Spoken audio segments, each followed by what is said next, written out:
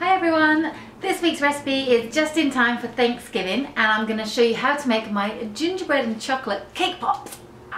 Now there are quite a few stages when you want to make cake pops and what I've done is I've got some gingerbread already made up and I've got some vanilla icing already done. So if you are short of time, just go out and buy yourself a ginger cake and get some icing. First step is you want to get your cake, put it into a big bowl and start crumbling it up.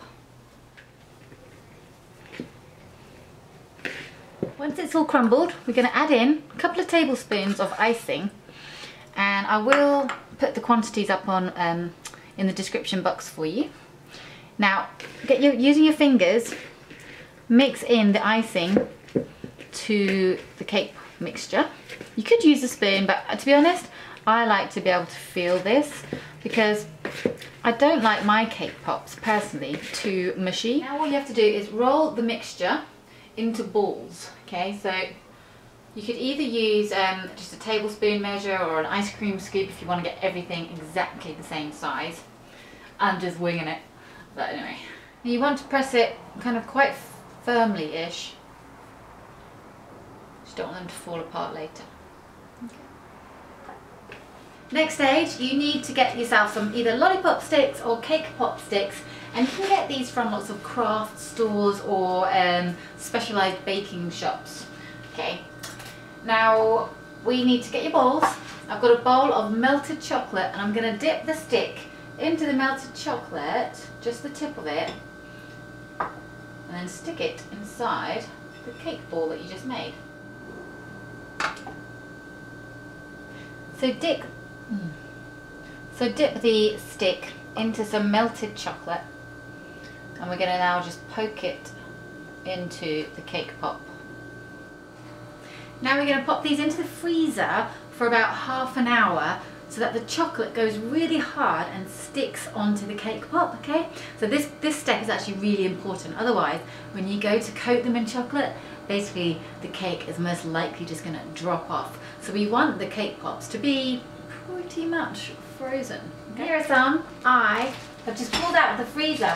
I actually made these the other day with some pumpkin bread, so you could use pumpkin bread or pretty much whatever cake you want, but this is for Thanksgiving, so it's all kind of spiced and festive. Alright, now with the rest of the melted chocolate that I've got here, all I'm going to do now is coat them. So taking the frozen cake pop, we're going to dip it in the chocolate.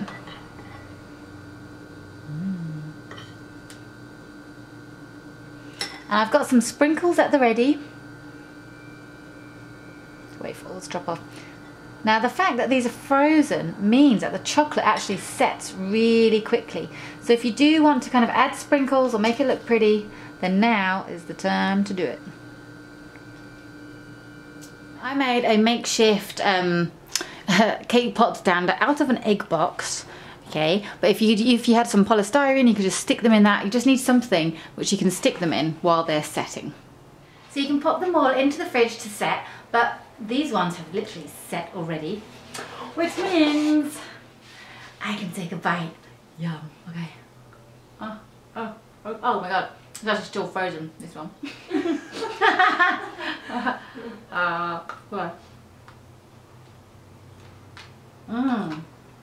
I managed it. It's a really good combo, you know. I kind of like spiced gingerbread with chocolate. So I hope you all are going to enjoy making yourself some gingerbread and chocolate cake pops for over the festive seasons. Let me know if you do. I love hearing from you. And if you haven't hit subscribe, I do new recipes every single week. So hit subscribe. Oh, and happy Thanksgiving.